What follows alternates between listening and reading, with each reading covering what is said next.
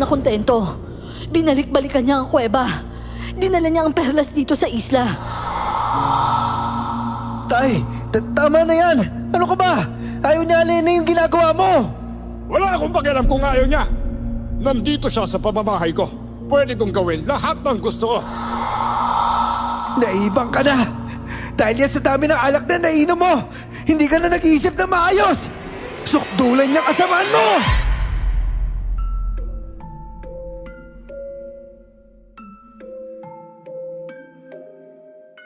Naniniwala ba kayo na maaaring ganap na magbago ang isang tao ng ganon-ganon lang? Kapag kapamilya mo ba, kailangan mo silang patawarin at bigyan ng pagkakataon ng paulit-ulit kahit sagad sa buto ang ginagawa nila sa'yo. Alam naman kasi nating napakahirap magbago, lalo na para sa taong ayaw baguhin ang ugali nila. Marahil dapat ang hinuhusgahan ay ang mga kilos ng isang tao at hindi ang kanilang mabulaklak na pananalita. Katulad ng aking naranasan sa isang nilalang na hindi makapagsalita nang umuwi ako sa aming probinsya sa tabi ng dagat. Samahan niyo akong magbalik tanaw sa pinakamapait pero napakamakabuluhang tagpo sa aking buhay.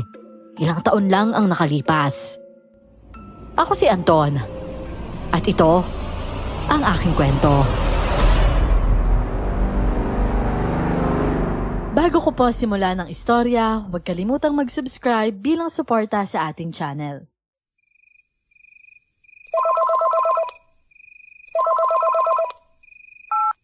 Hello, Tay. Napatawag ko kayo. Tulungan niyo kami! May nalulunod! Lola, bakit po gamit niyo yung cellphone ni Tatay? Ano po nangyayari? Doon sa dagat! Sa dagat may nalulunod! Dahil sa aswang! Dahil sa aswang, Anton! Ho? Anong ibig niyo sabihin aswang? Hindi ko po kayo maintindihan. Nasaan po si Tatay, si Nanay, tsaka sino po nalulunod? Nalulunod? Anton, wala na sila. Lola, sagutin niyo ako. Sino ba nalulunod? Si Maymay ba? Uhuli na ang lahat, Anton. Bilisan mo, Apo. Kinabahan ako. Napatayo ako agad at iniwan lahat ng kasamahan ko. Patay na ang cellphone ni Tatay nang tawagan ko ulit. Tinawagan ko si Nanay pero wala ring sumasagot. Hindi ko malaman ang gagawin nang makuha ang ganitong tawag mula sa lola kong may problema sa pag-iisip. Hindi ko alam kung paniniwalaan ko siya o hindi dahil maaaring sinusumpong lang siya. Hindi na lang ako nagbaka sakali. Agad akong lumuwas pa uwi ng probinsya. Patay ang ilaw sa buong bahay nang dumating ako. Nagdoble ang kaba ko noon. At nang buksan ko ang pintuan, dito ko na natagpuan si Lola. Nakaupo siya sa isang sulok at nanginginig. Anton! Apo, Diyos ko po! Apo! Lola, ano nangyayari? Nasaan sila? Sa dagat, Anton. Sa dagat. Pero bakit po sila nandun ng gabing-gabi? Ang tatay mo, may nalunod daw dahil sa aswang. Ayaw niyang umuwi, iho. Ayaw niya. Hindi ko siya mapilit. Andun lang siya sa bangka. Bakit po ba? Lasing na naman po ba siya? Hindi ko alam. Hanapin mo sila, Anton. Parang awa mo na. Oo, sige ho. Tumakbo ako papunta sa tabing dagat malapit sa bahay namin. Namataan ko ang isang bangka sa pampang. Lula nito si Tatay na basang-basa at duguan. Tama ang kutob ko. Lasing nga siya. Sinuri ko ang pampang at walang bakas ng aking nanay at nakababatang kapatid. Tay, nasa sila Nanay at Maymay. Nasaan ho sila? Nalunod sila. Ano? Ba't kayo pumalaot? Tay, ano ba? Ang lakas ng ulan eh. Malapit na rin kasi ang karawan ni Sandra. Naisip ko lang. Ginusto ko lang naman silang isama sa kabilang isla para maging masaya siya. At hindi ang araw nung umalis kami. Pero nung pabalik na kami, tumama ang panahon. Tinadyo kami. Tumuob ang bangka. Tingin ko talaga, may sirena sa ilalim namin eh. Yun ang may pakana ng lahat ng ito, Anton. Maniwala ka sa akin! Diyos ko naman, Tay. Sigurado bang hindi dahil sa kalasingan yan? Kung ano na naman sinasabi niyo eh. Ano kung si Rena? Usapang lasing na naman kayo. Maniwala ka sa akin, anak. Hindi ako may kagagawan yan. Isisi mo lahat sa akin, wag lang yan. Sirena talaga. Aswang ng dagat. Pinuha sila ng sirena. Tay, magsabi po kayo ng totoo. Puro katang isip lang yung mga yan. Sabihin mo yung totoong nangyari. Ganito na lang. Nasa kay banda nung tumawid yung bangka. Babalik ako. Baka nandun pa sila nanay. Wag. Delikado, Anton. Hinintay ko sila. Ang tagal ko doon. Wala nang umahon. Ano kung gusto niyong gawin natin? Tumunga nga lang tayo dito? Tay, i-report natin sa polis. Sa barangay. Kahit saan basta matulungan lang tayo. Hindi tayo pwede maghintay lang dito kung aano rin sila. Baka bangkay na yung makita natin. Ako na. Ako na ang hihingi ng tulong. Ho? Eh, paano niyo naman gagawin kung lasing mo kayo? Hindi ka paniniwalaan nun.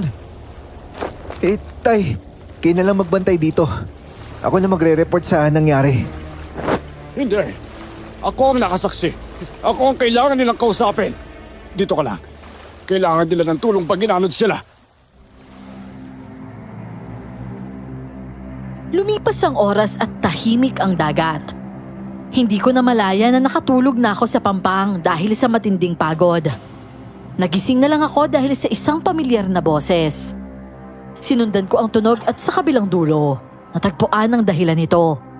Tumakbo ako ng maaninag ang nakababata kong kapatid. Napaluhod ako sa buhangin at napayapos agad kay Maymay. Nanginginig ang bata. Putlang-putla ang kanyang mga labi at panay ang pag-iyak. At ang mas nakakabahala pa dito, hindi lang siya ang inanod ng dagat. Nakakapit siya sa isang dalagang walang malay. Maymay! Maymay! Diyos ko! Nasa si nanay? May, magsalita ka naman oh. Sino ba yan? Si Ate Alena! Kuya! Si Ate! Oo, sige. Tumahan ka na. Saan ba galing si Alena? At saka si Nanay May? Nasa si Nanay? Sa dagat, Kuya! Oh, teka sandali.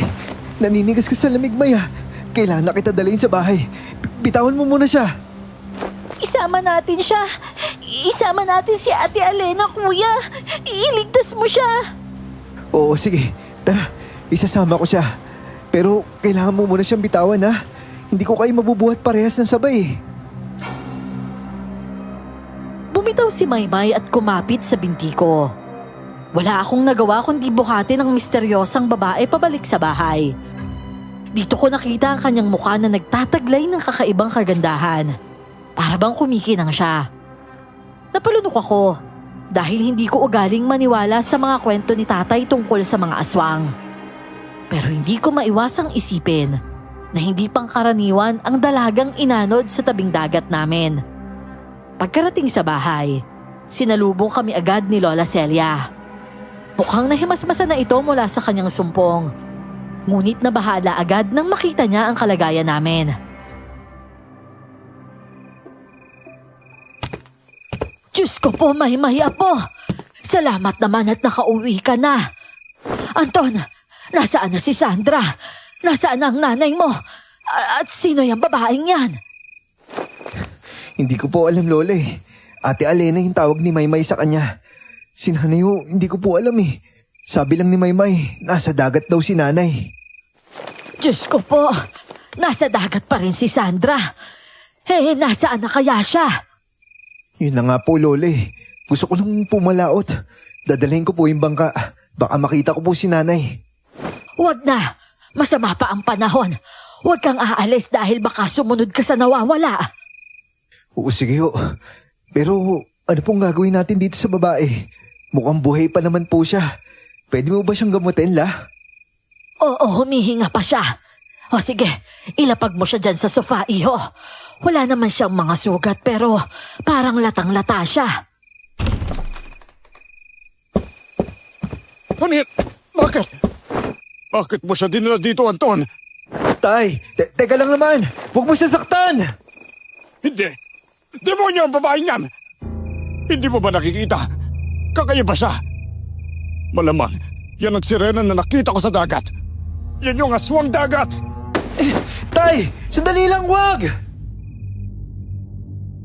Hinatak ni tatay ang kamay ng walang malay na dalaga. Puwersahan niyang inaalis ito sa sofa. Pinigilan ko siya pero hinampas lang niya ang mga kamay ko. Dahil dito ay lumapit si Maymay at niyakap ang dalaga. Sa galit ni tatay, hinablot niya si Maymay at tinulak palayo. Humampas ang ulo ni Maymay sa lamesa at tumama ang batok sa kanto nito. Pagkatapos ay lumagapak sa sahig ang maliit niyang katawan. Sinubukan kong gisingin si Maymay pero hindi siya gumagalaw. Tiningnan ko ang batok niya at nakitang nagkalat ang dugo sa kanyang buhok. Nagdilim ang paningin ko noon at sinuntok ko si tatay. Walang ginagawang masama yung bata, tay. Kagagaling lang niya sa dagat. Muntik na nga siyang malunod na ikaw din yung may kagagawan. Tapos sasaktan mo pa siya ngayon? Napapaliw na mo ba kayo? Bitawan mo ako! Hindi ko sinasadya! Nabigla lang ako! Anong hindi sinasadya? Lagi ka na lang hindi sinasadya kapag nakakainom ka. Abay mayabang ka na ngayon ha? Ano? Porket nagtatrabaho ka sa Maynila? Binabastos mo na ako? Etong sa'yo! Sinapak ako ni tatay. Pilit niya akong tinutulak hanggang sa nadapa na ako. Tinadyakan niya ako ng paulit-ulit. Huminto lang siya dahil nakuha ng atensyon namin si Lola. Tinuturo niya ang dalaga at hindi namin napansin na nakayakap na ang dalaga sa kapatid ko. Pinalayo siya ni tatay sa bata pero ayaw niyang bitawan si Maymay. Maya-maya pa, nangisay ang dalaga at tuluyan ng nanghina. Dito na nagising si Maymay. Kumurap-kurap ang bata na parang walang nangyari sa kanya. Lola, ano nangyari? Parang pinagaling niya si Maymay ah. Pero tingnan mo, parang siya naman ang nanghina. Lola, tumawag na kaya tayo ng doktor. Wag! Tumigil kayo! Walang kikilos. Umilami nga kayo. Bakit naman ho? Kailangan din natin ipacheck si Maymay. Nahimatay siya dahil sa ginawa mo, tay. Baka may head injury yung bata. Tama na! Okay na siya. Hindi ba't gising naman na siya? Malaking eskandalo pa yan. Sabi ng pumirme na kayong lahat eh. Pero paano itong babae? Paano kung hindi na siya magising? Kargo natin siya. Tumahimik ka. Walang tatawag ng doktor. Walang lalabas.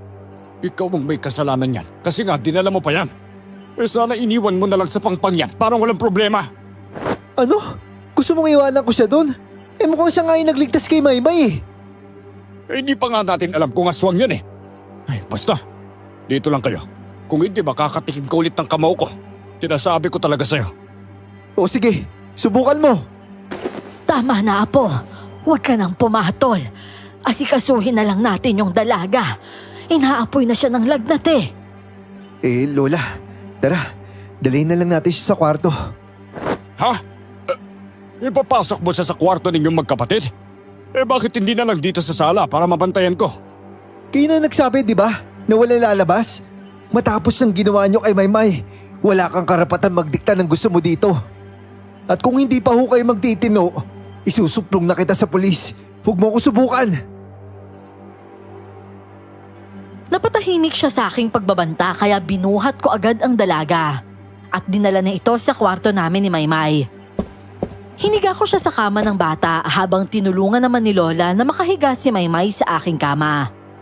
Tulala si Maymay, nakayuko at ayaw magsalita.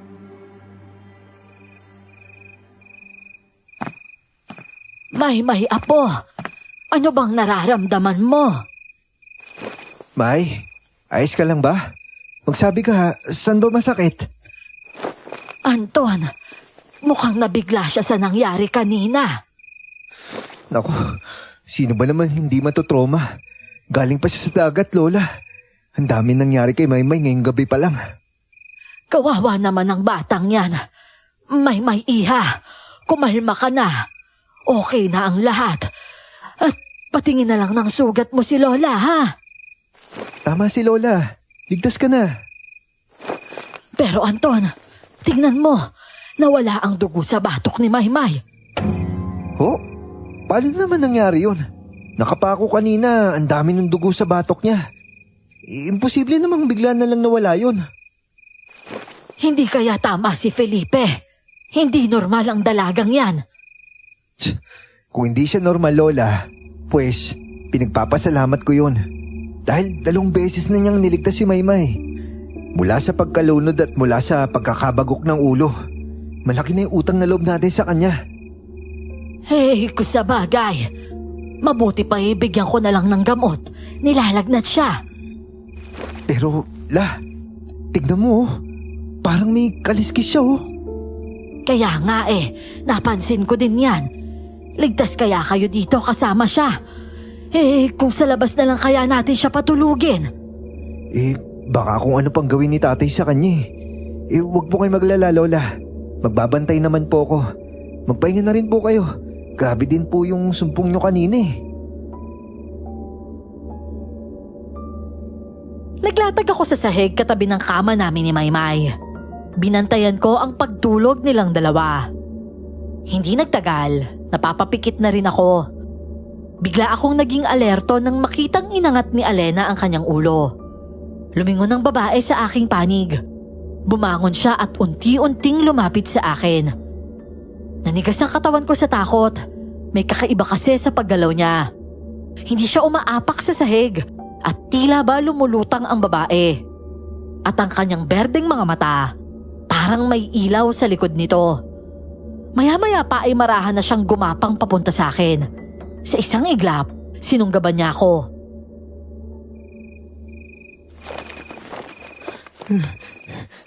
Anton! Anton! Anton, gumising ka!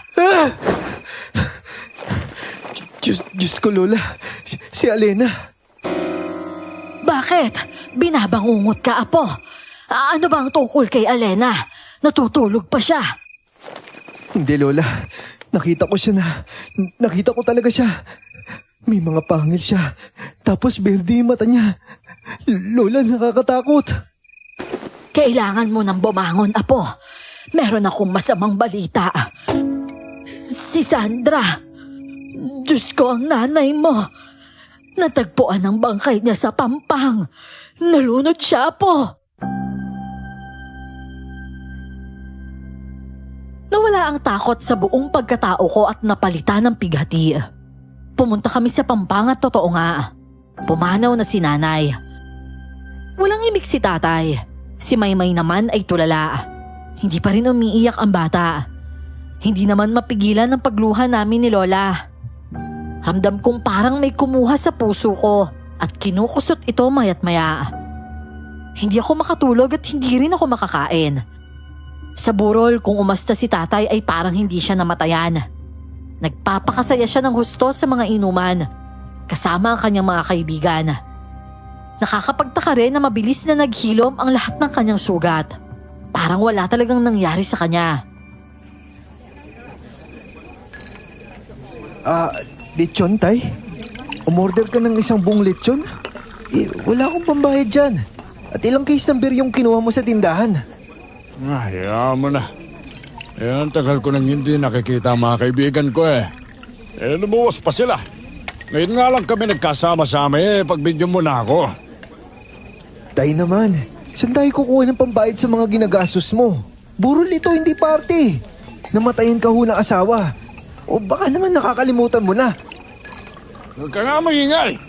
Baka marinig ka ng mga tao Ako ang magbabayad. Hindi mo na itatanong. Pero nakaluwag-luwag na ako nung wala ka. Ha? Anong ibig sabihin nun? May iba ka bang pinagkakakitaan maliban sa pangingisda? Ano? Bumalik na naman ba yung pagsusugal mo? Yung pagsasabong? Basta. Huwag ka na masyadong maligalig at mahinain ka na lang.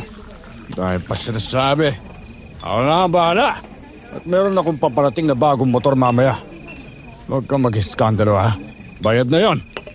Kung gusto mo, paperam ko sa'yo para maka-joyride ka naman. Anong motor? Tay, yung liming ni nanay dapat yung asikasuhin. Hindi ko pa nga nabubuo yung pambayad dun Ano bang pinagsasabi nyo, tay? Pagluluksa yung tawag sa nararamdaman ko. Subukan mo din kaya. Ikaw naman. Labo mo namang kausap eh. Sige na. Parating na sila Simeon. Mamaya na tayo mag-usap. Sandali lang naman. Baka pwedeng hindi ka na masyado magpakalasing. Araw-araw na yan eh. Hindi ka naman nagbabantay sa burol. Puro kayo inuman sa labas. Ginagawa niyo party dito. Walang humpay nakakabidyoke eh. Nagrereklamo na nga yung barangay eh.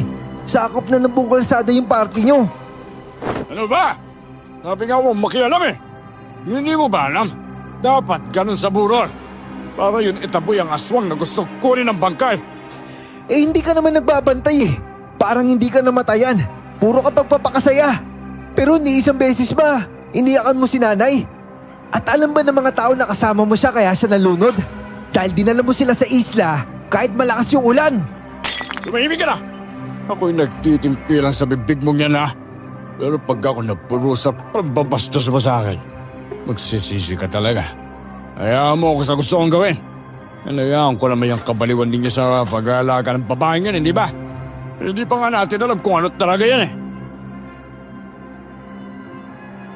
Hindi na ako nakapagsalita nang sabihin niya yon. Hindi namin maipagkakaila na may angking misteryo na nababalot sa dalaga. Naging abala naman ako sa burol ni nanay, kaya si Lola Celia na ang nag-asikaso kay Alena. Lumalala na kasi ang sakit nito sa di maipaliwanag na dahilan. Nang gabing yon, lumabas ako sa bahay dahil napansin ko ang katahimikan sa inuman.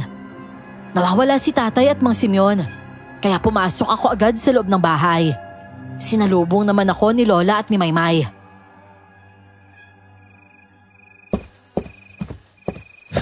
Lola, ano pong nangyayari? Kanina pa namin kinakatok ang pinto. Pumasok si Felipe at ang kaibigan niya sa kwarto. Apo, nasa loob si Alena. Ano? Ba't nila nilak yung pinto? Diyos ko, anong ginagawa nila? Lola, nasa po yung susi? Eto, pero binarikadahan ata nila eh. Hindi kami makapasok.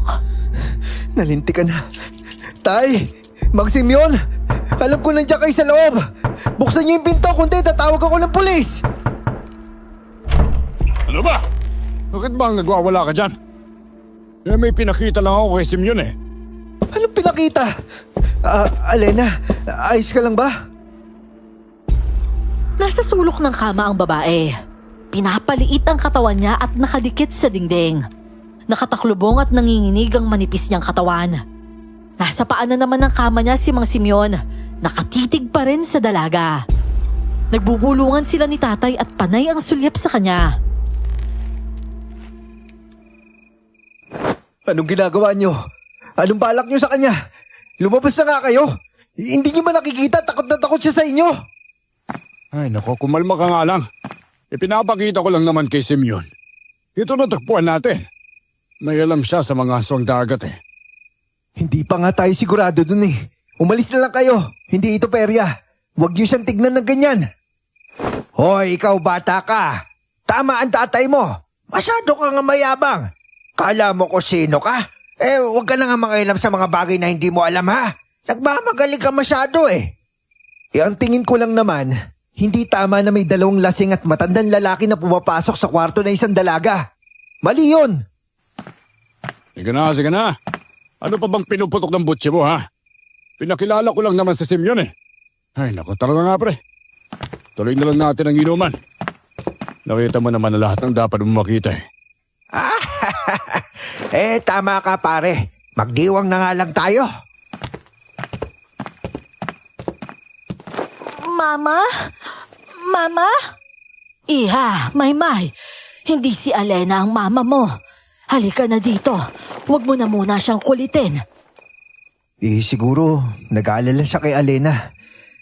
May, okay na siya. Umalis na sila tatay.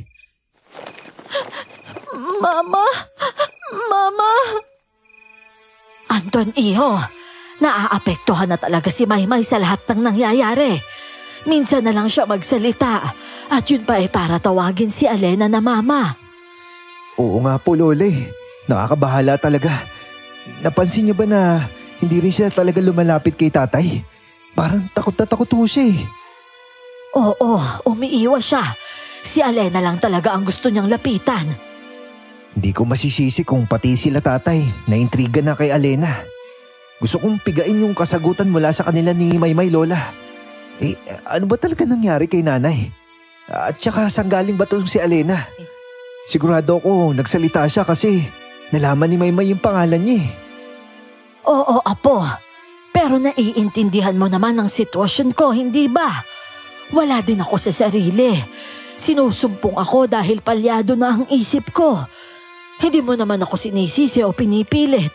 Ganon din siguro ang nangyari kay Maymay. Naapektuhan na talaga siya. Lalo na't nakita niya kung paano namatay ang mama niya. Naintindihan ko naman po, Lola. Pero nababahala kasi ako kung totoo bang asong si Elena, Lola. Paano kung atakihin niya tayo? Hindi naman siguro, iho. Kung ganun nga matagal na niya tayong sinaktan, hindi ba? Mukhang siya pa nga ang takot sa atin. Yun nga po eh. Pero sana kahit isa sa kanila makapagsalita at makausap ng maayos sa lalo madaling panahon. Hindi kasi ako naniniwalang aksidente lang yung nangyari kay nanay. At silang dalawa lang yung makakapagsabi sa akin ng katotohanan. Hindi naman kasi mapagkakatiwalaan si tatay eh. Huwag kang mainis, Apo. Konting pasensya pa. Kahit papano ipagpasalamat na lang natin sa Diyos na naligtas si Maymay. At alam kong si Alena ang dahilan nun. Yun na nga lang po yung pinanghahawakan ko, Lola. Wala akong magagawa ngayon, kundi protektahan lang sila lalo na kay tatay. Pero mukhang kulang pa rin ang pagbabantay ko. Dahil isang aberya ang naganap kinabukasan. Nakapuslit pa rin si tatay ng kalokohan niya. Nagsimula ito nang marinig ko ang pag-uusap nila ni Mang Simeon sa inuman. Pinilit kong magtimpe, pero sumusobra na talaga si tatay sa pambabastos kay nanay. Nakaratay pa nga sa kabaong ang asawa niya. Pero kung ano-ano na ang sinasabi nito. Oy, pare! Kamusta na yung sirena mo? Ayun. Nakahiga pa rin. Nalalanta. Parang mahina eh. Alam mo, nababwisit na nga ako eh.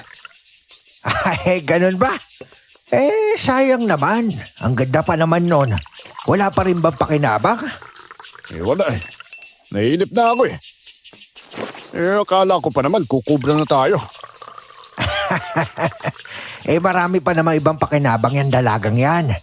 Nakakahumaling naman siya. Pwedeng. Ay, nako, tama ka. Biyudo na ako sa wakas. Kahit ano, pwede ko nang gawin. Pero hindi ba, magdilis ka rin ang mga plano natin yan. Pwede pa rin yan. Basta't ako bahala sa'yo. Ay, naku, ikaw talaga. Kaya ang akit na kaibigan eh. Ay, naku, ang galing mo talaga. Ngali-ngali kong hampasin ng silya sa dalawang manyak at itaob ang lamesa. Pero pinigilan ko ang sarili ko. Ayoko nang maulit ang nangyari nung huling beses. Ayokong makita ni Maymay na nagiging basagolero na rin ako katulad ni tatay. Nagtimpi na lang ako pero mali pala ito dahil sa mga sumunod na nangyari.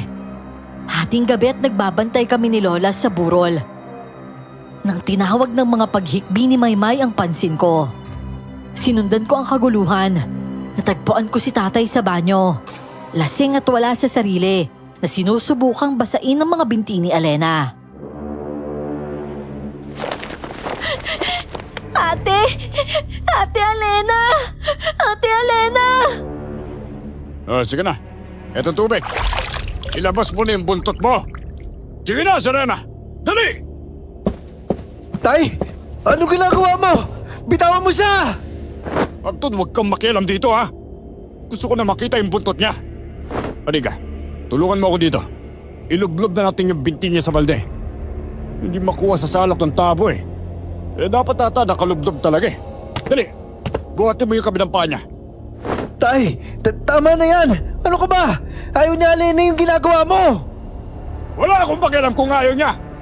Nandito siya sa pamamahay ko. Pwede kong gawin lahat ng gusto ko. Maawa naman po kayo sa kanya. Hindi niyo ba nakikita? Umiiyak rin yung anak mo sa ginagawa mo kay Alena. Wala ka na ba talagang pakialam kahit kay Maymay? Basta't magawa mo na lang yung gusto mo. Hey, teka! Anong nangyayari dito? Diyos ko, Alena!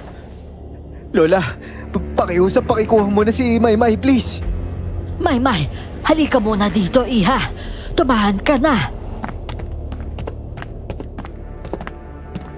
Ano? Ako na naman may kasalanan? Sinusubukan ko lang naman kung lalabas yung buntot ng sirena. Ilang beses bang sasabihin ko sa inyo na huwag niyong pakialaman si Alena, Tay? Maawa naman kayo sa kanya! Hindi ako naawa.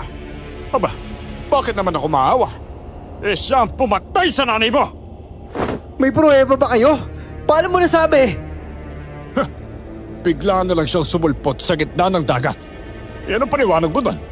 At nakita ko nga, may sirena doon nung nasa kasagsagan kami ng bagyo. Hindi mo sigurado kung si Alena yon. At sa tingin mo ba, kung sinaktan ni Alena si nanay, didikit ng ganyan si Maymay sa kanya? Hindi gagawin yun ng bata. Ang lagay pa nga mukha si Alena pa nagligtas kay Maymay. Isang bagay na hindi kailangang mangyari kung hindi kayo pumalaot doon dahil sa ideya mo. Hindi mo na kailangan sabihin sa akin yan. Dahil ako mismo nagsisisi na iniwan ko sila nanay sa isang taong katulad mo. At sinabi kong lumayo ka na kay Alena. Nanginginig na siya Wala nga siyang buntot. Nakikita mo naman, di ba? Di wala. Wag na. Hindi naman gumagana Buwisit kayong lahat. Hinampas ni tatay ang pintuan ng banyo pagkalabas niya. Hindi ko ito alintana dahil nakakalunos ang kalagayan ng dalaga. Nakaupo lang siya sa tiles ng banyo. Hindi siya makabangon na para bang hindi niya alam kung paano gamitin ang mga binti niya. Akala namin dahil nanghihina lang siya. Pero kapansin-pansin na hindi siya makatayo ng maayos.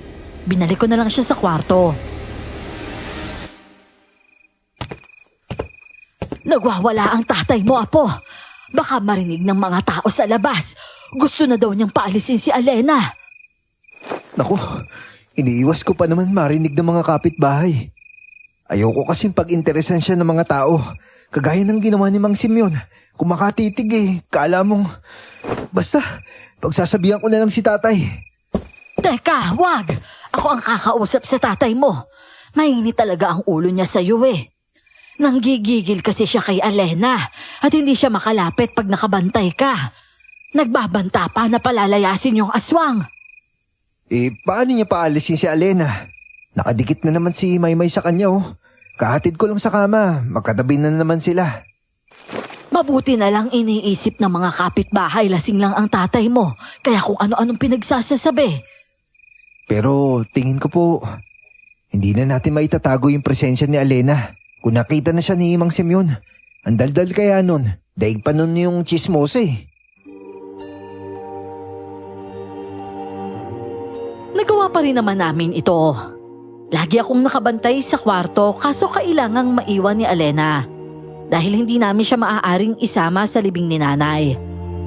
Hindi pa rin ako makapaniwalang wala na si nanay. Si Maymay naman, panay lang ang iyak noon. Hindi na siya humihinto. Hindi na nga namin alam ang gagawin ni Lola sa kanya dahil hindi talaga siya tumatahan. Matapos ang libing, minabuti kong magpaiwan kaming magkapatid sa puntod ni nanay kahit sandali lamang. Binilin ko si Alena kay Lola dahil gusto kong makausap na talaga ng masinsinan si Maymay.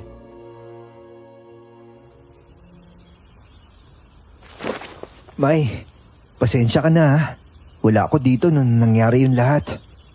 Nagbulakbol kasi ako dun sa Maynila. Hindi ko kayo nasamahan ni nanay. Alam ko naman lasinggero si tatay. Pero pinagsisisihan ko na talaga na hindi ako responsable. Sana mapatawad mo ko. Pangako hindi na kita iiwan. Lagi ako nasa tabi mo. Kuya, si Mama, si Ate Alena. Alam ko nahihirapan ka na magsabi lalo na tungkol kay nanay. Pero sigurado ako, nandyan lang naman siya na binabantayan tayo. Gusto kong malaman mo na kahit anong sabihin mo sa akin. Tayong dalawa yung magkakampi.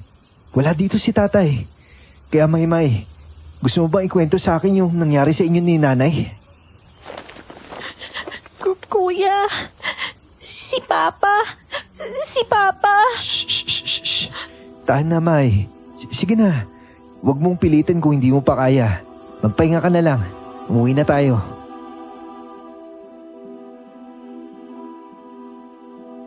Pagka-uwi namin ay tahimik ang buong bahay. Hindi namin ito inaasahan dahil balak pa nila tatay na magpakain at magpainom. Agad na lang akong nagtungo sa kwarto. Sinalubong ako ng figura ni Lola sa sahig. Sinusumpong ang matanda at pilit na dinuduyan ang katawan niya para kumalma. Agad kong niyakap ang matanda hanggang sa huminto ang kanyang panginginig. Lola? Diyos ko, ano nangyari? Nasaktan mo ba kayo? Patawad, Anton. Patawad. Kasalanan ko. May, kumuha ka ng tubig para kay Lola. Dali! Lola, makinig po kayo sa akin. Okay na yung lahat. Huwag kang magpanik. Kalma lang ho. Nandito na ako. Anton, Apo. Anton, papatawarin mo ako. Okay lang po ba kayo? Ano po ba nangyari? Nasa si Alena? Pasensya ka na, Apo. Nalingat ako. Hindi ko alam na papasok sila dito. Anong ibig niyo sabihin, Lola? Sino sila? Kinuha nila si Alena, Apo. Wala akong nagawa. Sinakto nila na nasa banyo ako. Ho? Sino naman kumuha doon?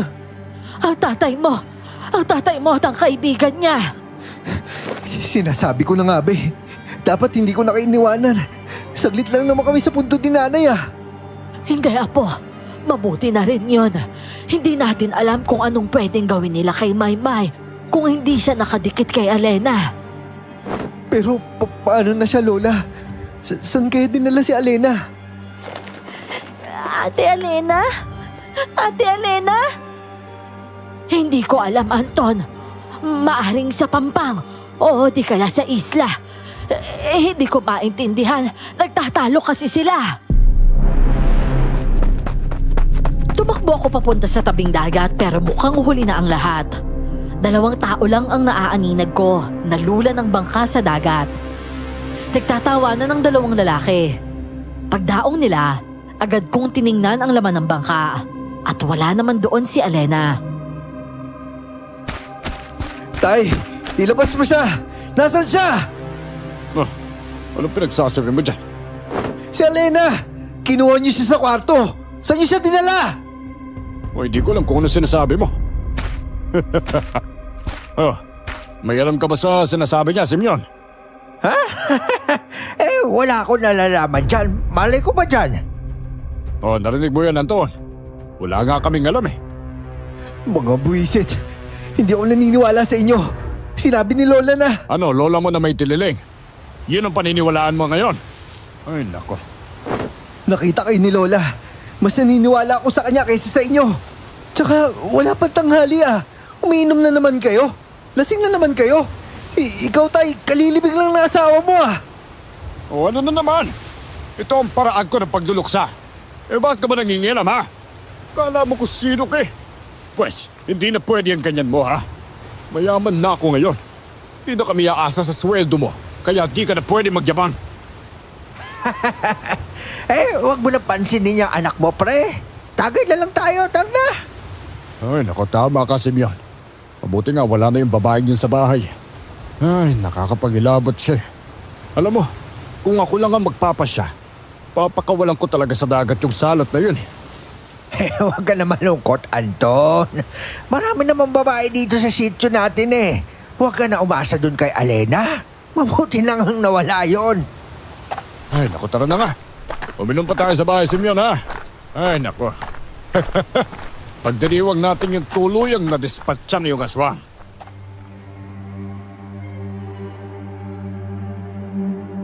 Hindi ko alam kung paano ito ibabalita kay Maymay. Wala na si Alena at duda ko'y sila tatay talaga ang may pakana nito. Hindi ko lang mapatunayan ito at hindi ko alam kung paano hahanapin ang dalaga. Ang kinakatakot ko ay baka matulad siya kay nanay. Baka matagpuan na lang din namin ang katawan ni Alena sa Pampang na wala ng buhay. At baka tuluyan ng hindi magsalita si Maymay.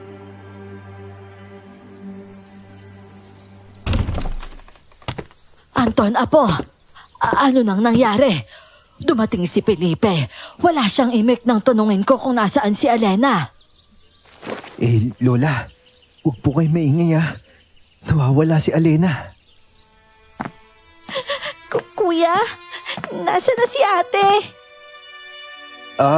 Hindi ko alam, May. Baka bumalik lang sa kanila. O baka ganun na nga. Nagpapagaling lang si Elena. Babalik din siya siguro. Huwag ka na umiyak, May ha.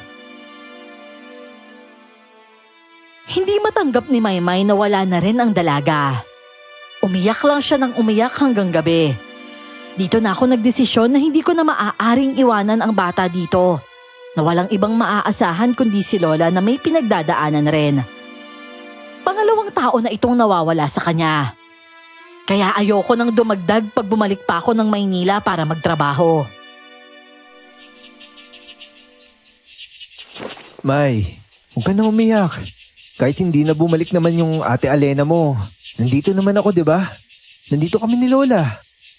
Tama ang kuya mo. Kaya tumahan ka na, apo. Hindi. Si ate Elena. Si mama. Wala na sila. Oo siya, ganito na lang. Huwag ka na malungkot. Hindi na ako aalis. Hindi na ako babalik na Maynila. Hahanap na lang ako ng pagkakakitaan ko dito. Hindi na ako magtatrabaho doon, okay? Basta huwag ka lang umiyak, Maymay. Talaga ba, apo? Gagawin mo talaga yan para kay Maymay? Oo naman po, Lola. Para sa inyong dalawa. Para naman may kasama kayo dito. Wala na kasi akong tiwala kay tatay eh. At saka, padalas ng padalas din po yung sumpong ninyo. Kailangan niyo na pong umiwas sa stress. Ay, nako, salamat sa Diyos. Nangangamba na rin kasi ako. Wag po kayo maglala, Lola. Ako pong bahala. O May, narinig mo yon? Sama-sama na tayo ulit.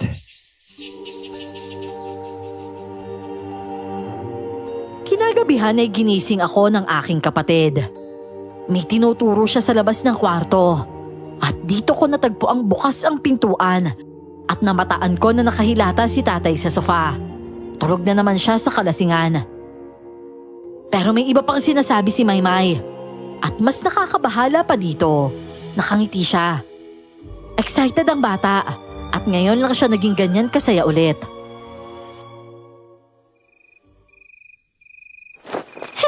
Kuya, nakabalik na! Ha?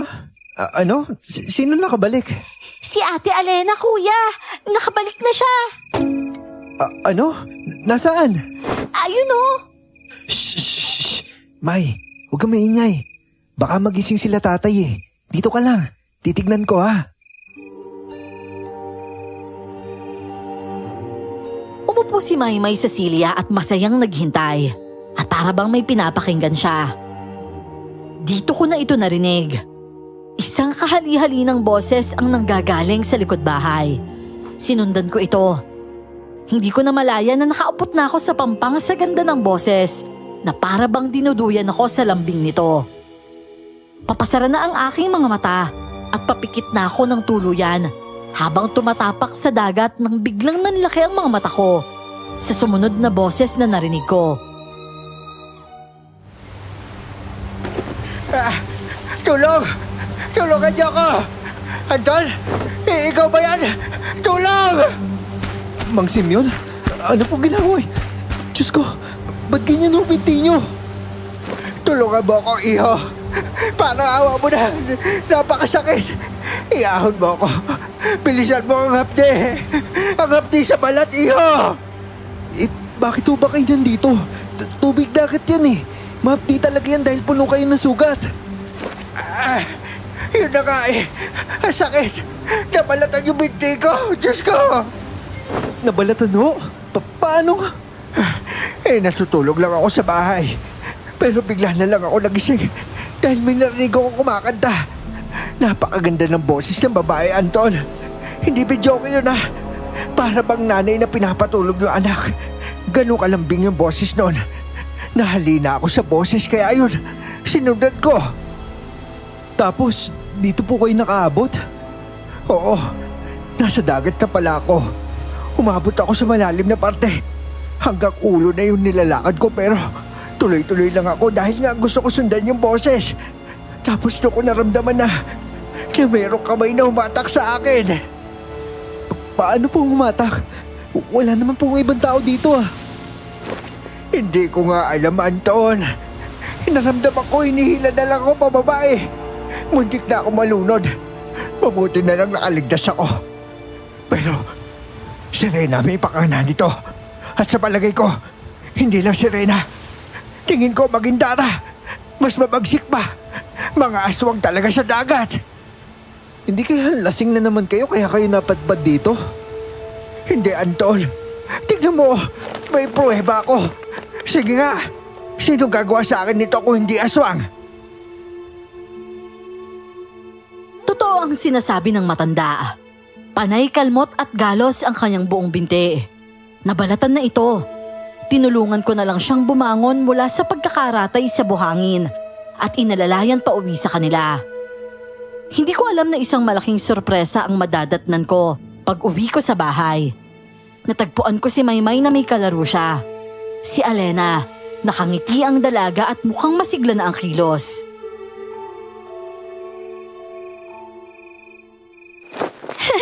Kuya, si Ate Alena oh! Alena? Diyos ko, saan ka ba galing? Hinanap ka namin ah. Mga apo, anong nangyayari? Lola, tignan niyo oh. Nakauwi na po si Alena. Sus Mariosep, nakakabigla naman kayo. Hasan ka ba galing? Nag-alala kami sa'yo. Mabutit nakabalik ka na. Nangulila sa'yo si Maymay. Pero mukhang hindi pa rin siya nakakapagsalita pero maligsin na siya, Lola. Ate Alena! Anong kalokohan to? Bakit nandito yan? Nakabalik na po si Alena, Tay. Hindi ba kayo natutuwa para kay Maymay? Hindi na siya malungkot, oh. Anong? Hindi ko... Wala na siya. Bakit nandito yan ulit? Ayaw niyo po ba nun? Masaya na ulit si Maymay. Tapos magaling na si Alena. Kaunti na lang at malapit na nilang masabi kung anong nangyari kay nanay. Hindi ba't mas okay yun, Tay? Para malaman na natin yung totoong pangyayari. Para may kaliwanagan na tayo. Sinasabi ko lang naman. Ayoko nandito yung babaeng yan eh. Masyado siyang kakaiba. Baka di natin na lang. Pag kinalangan pa tayo nag-aalaga ng aswang. Baka sugurin pa tayo ng taong bayan eh. Yun ay kung lalabas si Alena. Pero hindi niya gagawin yun. At kung kayo mismo ni Mang Simeon yung magkukwento sa kapitbahay. Hindi niya naman siguro gagawin yun, hindi ba? Aba syempre hindi. Basta ayoko lang ng ganyan dito. Palisin mo na nga yan. Ngayon din. Dalhin mo sa dagat kung saan siya nanggaling. Nagsisimula na namang magwala ang matanda. Dahil dito, dahan-dahang binitawan ni Alena ang laruan na binigay sa kanya ni Maymay. Tumayo ang dalaga at lumapit kay tatay. Napahinto kaming lahat. Sa kauna-unahang pagkakataon, napaurong si tatay sa takot sa dalaga. Nilapit nito ang mukha niya kay tatay at huminto sa kanyang tenga na para bang may ibubulong sa kanya. Binuka niya ang bibig niya pero walang boses na lumabas. Nanlaki ang mga mata ni tatay at sa kanyang taranta, tumama pa siya sa pintuan paalis. Ate Alena? Anong ginawa mo kay tatay? Takot na takot siya sa'yo ah. Ngayon ko lang siya nakitang nagkaganon. Napakayabang ng taong yan pero natakot talaga siya. Alena? Hindi sumasagot ang babae. Bumalik lang siya sa kama at pinulot ang laruan ni Maymay. Naglaro ulit ang dalawa. Tinitigan ni Lola ang dalaga ng mabuti. Matapos ng ilang minutong panunood sa kanilang dalawa, bumulong ito sa akin. Anton, apo, pwede ba kitang makausap sa labas? O sige ho, tara ho Lola.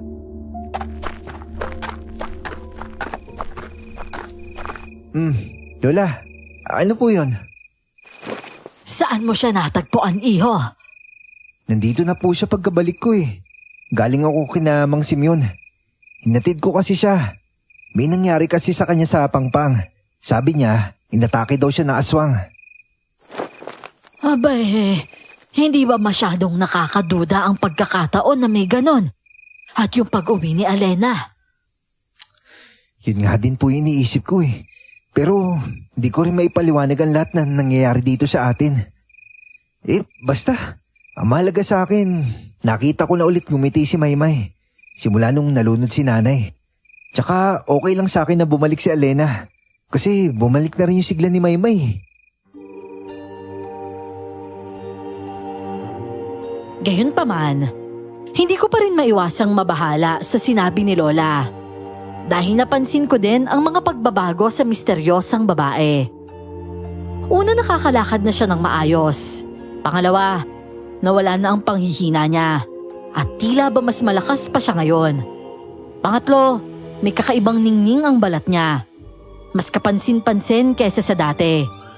At hindi ko maipagkakaila na nakakahalina ito. Ang dahilan kung bakit lumalayo ako sa dalaga, dumating kasi sa puntong umiiwas na ako na mabaling ang tingin ko sa kanya dahil alam kong gugustuhin ko pang mas mapalapit.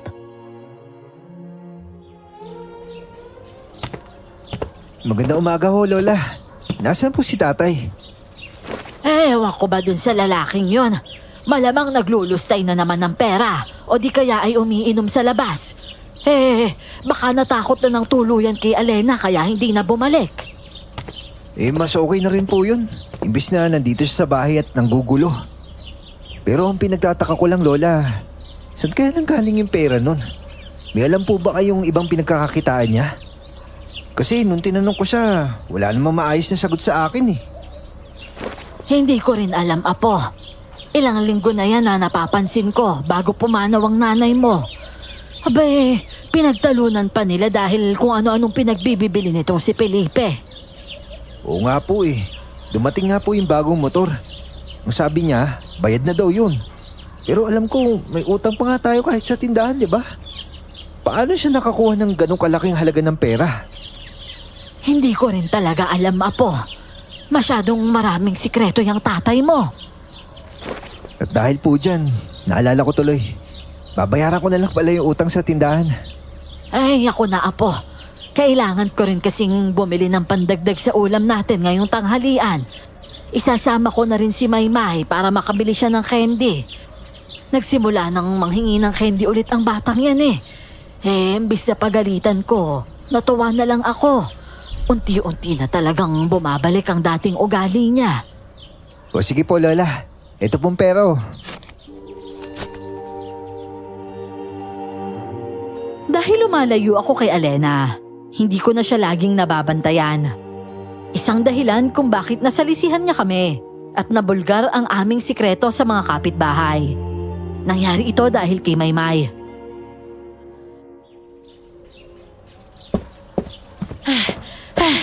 Apo, si Maymay ang bilis ng takbo. Hindi ko mahabol. Ho? Bakit ho? Hindi ba't sinamahan niya kayo sa tindahan? Ang bilis pumuslit ng batang yon. Dumiretso pa sa pampang. At akala ko nasa bahay si Alena. Nakita ko siya na hinahabol ng mga bata. Naku, lagot na tayo. Makikita siya ng mga tao. Nakita na nga siya. Pinalilibutan na siya ng mga bata.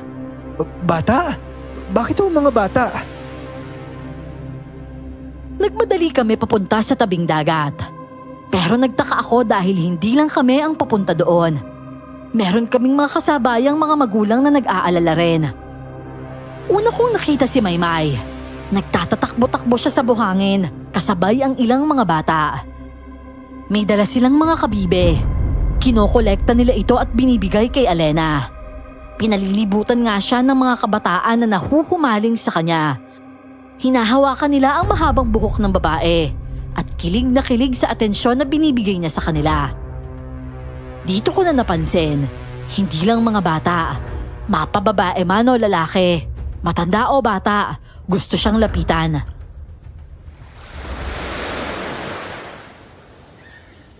Lola, ano nangyayari? Lahat sila gustong dumikit kay Alena oh. Oo nga, Apo. Hindi mo ba napapansin? Simula nang bumalik siya sa atin, ganun din ang nararamdaman ko.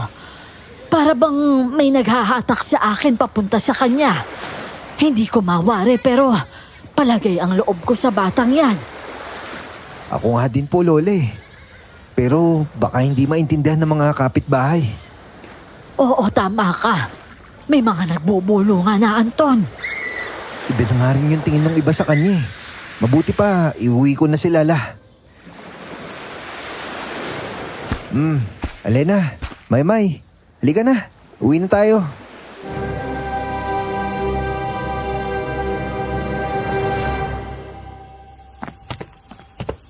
Mabuti naman at umuwi na kayo, Apo. Tinatanong ako ng mga kapitbahay kung sino daw si Alena at kung saan siya galing. Gusto pa nga nilang magpunta dito sa bahay para bisitahin siya. Ha? Eh, grabe naman sila. Ay nako, yung ibang ang mga magulang, mukhang masama ang iniisip sa kanya dahil pinagkakaguluhan nga siya ng mga bata. Ano? Ba't naman sila mag-aalala? Nakita naman nila na tuwan-tuwa yung mga bata sa kanya. Dahil pinaghihinalaan nila na aswang dagat si Alena. Mukhang si Simeon ang nagkakalat ng chismis dahil dun sa binti niyang nabalatan daw ng aswang. Ang sabi niya mahiwagang babae daw ang may pakananon. Ayun, napagdugtong-dugtong ng mga tao na si Alena yung dayo dito sa atin. Sinasabi ko na nga hindi kaya magtimpi nung matandang yon. Apo, anong gagawin natin? Wala na tayong magagawa kundi itago si Alena. Hindi pwedeng makuha pa niya yung interes ng mga tao. At saka pwede ko rin sigurong kausapin si Mang Simeon para hindi na siya magkalat ng chismis. Mag-iingat ka sa mga kaibigan ng tatay mo na yan, Apo. Kasing samahan niya sila ng ugali. At maaring ang mas masahol pa. Puro alak na kasi ang dumadaloy sa utak ng mga yan. At wala na sila sa wisyo. Tama po kayo. Nakakadismaya lang talaga si tatay. Siya dapat yung haligi ng tahanan pero ganyan yung ugali niya. Sana nga huwag na siyang bumalik dito. At sana tigilan na tayo ng mga kaibigan niya.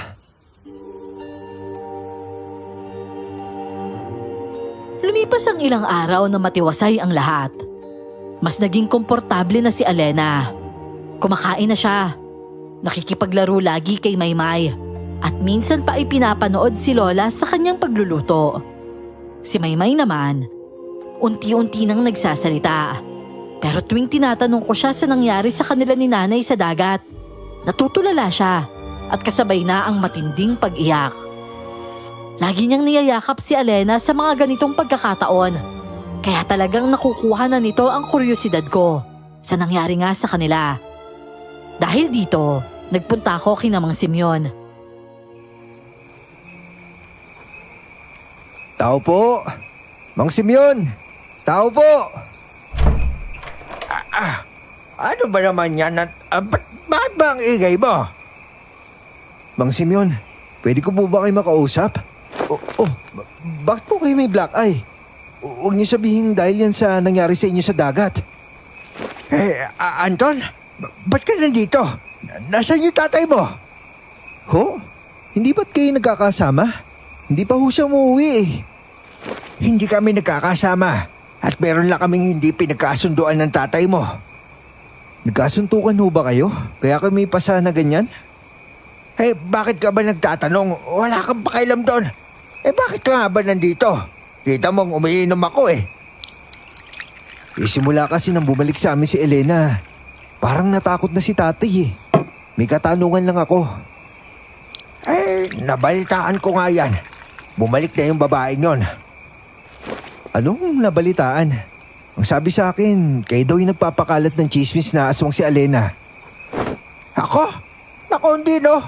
Ang sinabi ko lang, hinila ako na aswang. Pero paano niyo po ba nasabing aswang si Elena? Tsaka may binanggit ka sa akin dun sa pangpang. Ang sabi mo, Magindara siya? Ano yun? Maraming kwentong bayan tungkol sa Magindara. Ang iba, sinasabing mabait na uri sila. Mga magagandang nilalang na naninirahan sa dagat. Meron silang katawan na magandang babae, pero may makulay na buntot na isda. Mahaba yung buhok nila at nagtataglay yun ng magandang boses. Di kung ganun ho, hindi po pwede maging Magindara si Alena. Dahil wala naman po siyang buntot. At saka hindi siya nakakapagsalita. Hindi natin alam kung bakit ayaw niya magsalita o bakit hindi niya magawa yon. Pero nakakahalina ba siya? Kasi yun yung sinasabi ng mga matatanda eh. Lahat ng tao gusto lapitan ng isang magindara, lalo na ng mga bata. Oo. Pero dahil siguro na napakaganda niya. Kung mabait naman yung magindara, bakit po kayo natatakot sa kanya? Abay dahil may dahilan kung bakit aswang ng dagat ang tawag sa kanila. Oo, mabait sila sa mga bata. Pero kinatatakutan namin ang uri niya. Kami mga mangingisda, alam namin na hindi lang tao ang naninirahan sa dagat. Dahil napakalawak at misteryoso ng dagat para isipin na hindi lang tayo ang maaaring nakikinabang sa ating karagatan. At ang mga nilalang na katulad niya ang naghahari dito. Nananakit sila, Anton. Nangahatak sila pababa ng dagat at nanlulunod. Mabangis talaga sila. Pero hindi naman mo mapanganib si Alene. Ilang beses pa nga niyang tinulungan at niligtas si Maymay. Mukhang ikaw na mismo ang ayaw maniwala eh. Wala na ako magagawa. Pero alam kong narinig mo na rin yung narinig ko nung gabing yon. Hindi man si Alena ang magindara, pero meron tayong naririnig sa pangpang. Isang boses na dinala tayo sa dagat. Pero wala pa si Alena nun. Hindi pa ho siya nakakabalik nun. Oo, pero lumitaw na siya pagkatapos nun, hindi ba? Saan siya galing? Di ba? At yun yung sinasabi kapangyarihan nila. Nawawala ang tao sa sarili kapag narinig ang nakakahalinang boses, tapos lulunurin nila. May kakayanan din daw tumawag ng ulan at bagyo o magpahupa nito yung boses nila. Pero masamang panahon yung dahilan na sinasabi ni tatay, kaya tumawag yung bangka nila. Maaari kayang nagsasabi siya ng totoo?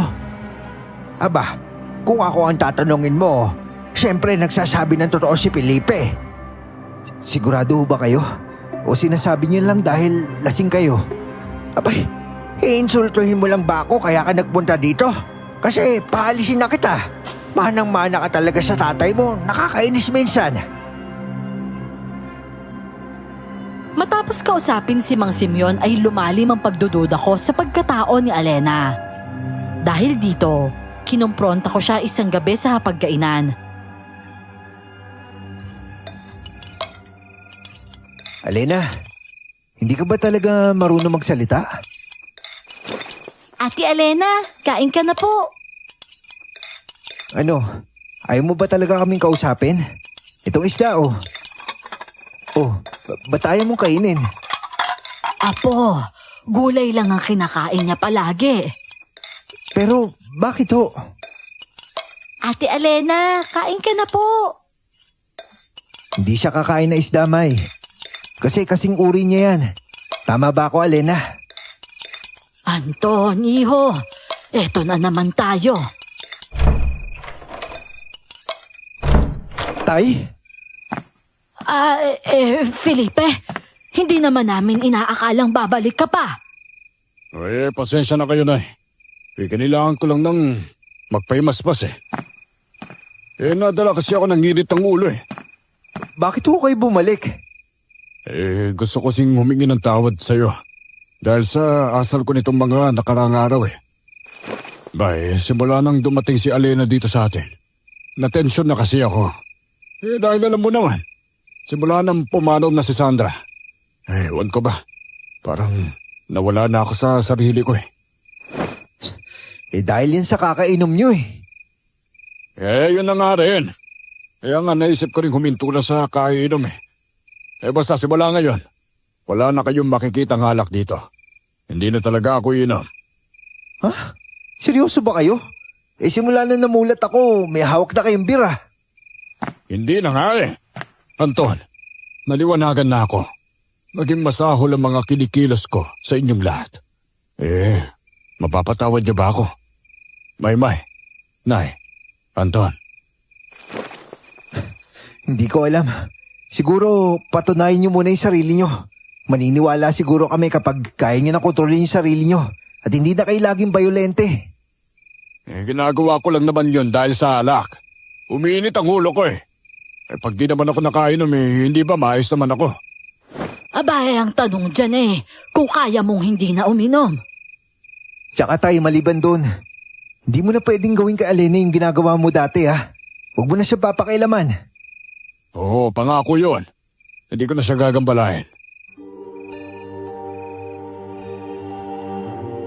Tinupad ni tatay ang mga pangako niya na talagang kinagulat namin. Kahit si Maymay nga ay hindi na nangingilag sa kanya. Hindi pa rin malapit ang bata, pero hindi na ito umiiwas sa kanya. Hindi ako naging kampante kaya malimit na balisa ako at hindi makatulog. Dahil dito, natsyempohan ko ang isang nakakabahalang pangyayari. Madaling araw nang napabalikwas ako sa kama dahil basa ang mukha ko. May mga patak ng tubig galing sa bubong. Napakunot ang noo ko dahil hindi naman umuulan. Agad kong tsinek ang kama ni Alena at wala siya doon.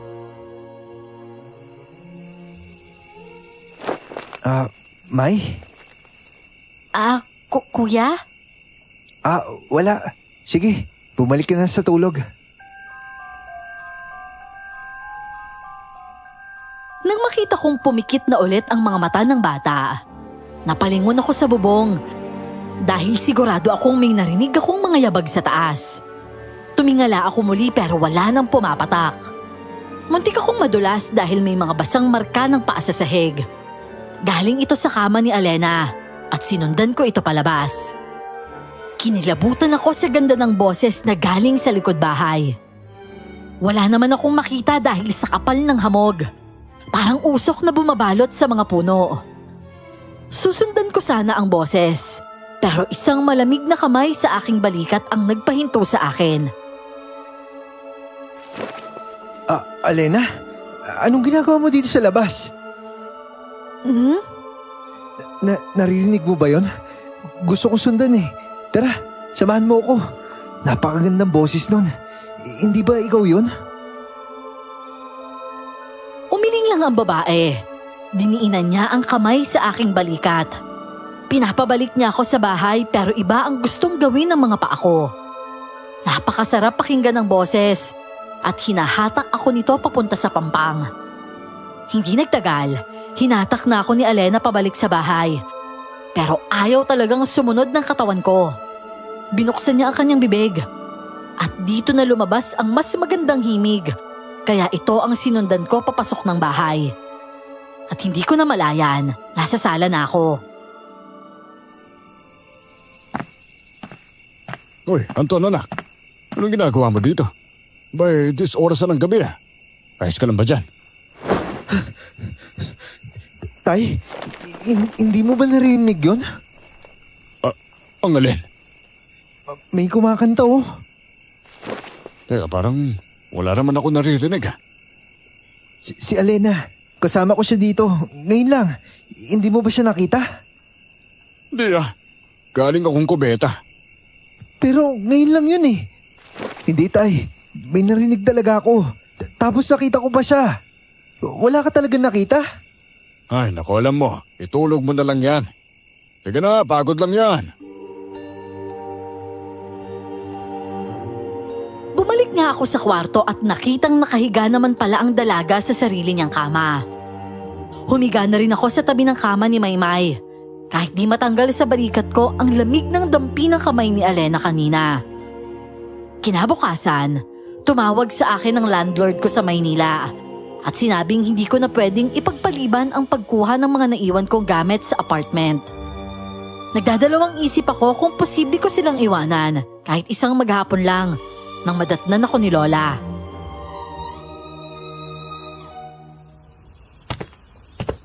Anton, apo, may problema ba? Sinabi sa akin ni Felipe na hindi ka daw nakatulog ng maayos kagabi. Totoo po bang nakakapag-usap na kayo na maayos, Lola? Mukhang gano'n na nga, pero hindi pa rin ako tuluyang nagtitiwala. Mabuti naman po. Hindi kasi tayo nakakasigurado pa eh. Pero La, may problema po ako. Di ba't nag-resign na ako sa trabaho? Binitawan ko na yung apartment ko sa Maynila. Kailangan ko pong kunin yung mga gamit kong naiwan sa apartment. Kung hindi, tatapon daw ng landlord yun. Kung gano'n, edi umalis ka na, Apo. Kailangan mong gawin yan eh. Kaso Lola, natatakot na ako umalis. Ang hirap kasi tuwing naiiwan kayo, may nangyayari kahit saglit lang.